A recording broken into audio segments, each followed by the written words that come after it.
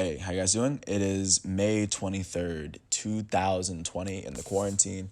And for the elite, I'm going to start. This is going to be the first video out of many. And so in the first 3 or 4 talking points, I talked about the elite players in basketball, baseball, football, and soccer or football football. And I told you that I was going to explain why I thought each and every single one of them was going to be elite. And this is my first video doing such. I'm going to start going player by player and listing and just like stating why I believe that they should be considered elite and why you as a fan of just like sports should just tune in to watch a game just to see them play. So I guess I'm just going to jump right into it. So the first player, the youngest player I have on here, was born in 2004. He's 16 years old. Emoni Bates. He's the rising junior from Michigan. As a sophomore, he was awarded the Gatorade National Player of the Year after being what many people described as the best NBA prospect probably since either LeBron or Kevin Durant that they've seen in a very, very long time. I mean, LeBron James won the actual National Player of the Year as a junior, but I don't know if anyone's done it as a sophomore. I don't know if he officially won it as a sophomore, but he was definitely one of the best. He was definitely the best prospect out of every single high schooler there as a sophomore.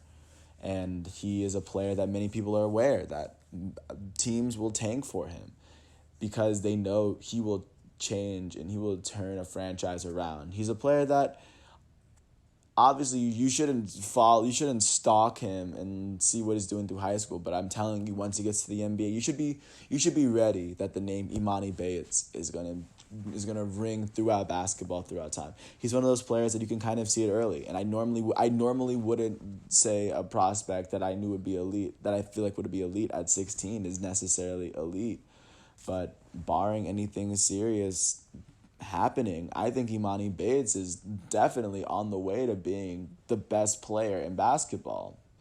But I mean, we have to see. He has to make it all the way there, but he is definitely someone who can do it, and I think he's elite right now. I mean, just watching him play, he's 6'8", he's 220, he's incredibly agile. He can move, he can jump, he can kind of cover both sides of the floor. He can score. He can defend. He can shoot. He has amazing vision. I'm just looking at him. I guess his best comp right now would probably be Kevin Durant. I mean, he moves like him. He's tall like him. He shoots just like him. But I mean, he has his own little flair to the game. I don't know if he's as good of a shooter as Kevin Durant, but I think he's close. And Kevin Durant is an all-time great shooter.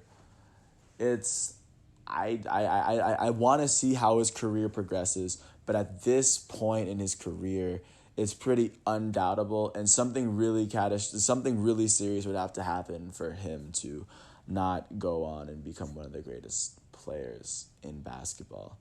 So I mean, there's not really much I can say here. It's not that I could refer to his high school stats, but I mean, I'll kind of just wait until he gets to college just to kind of see what he does. Or if he decides to go to the NBA, I'll be really, really excited to see him get drafted. And I listed him as a 3-star in my database and set up a 1-star because I'm telling you, once he gets to the NBA will definitely change.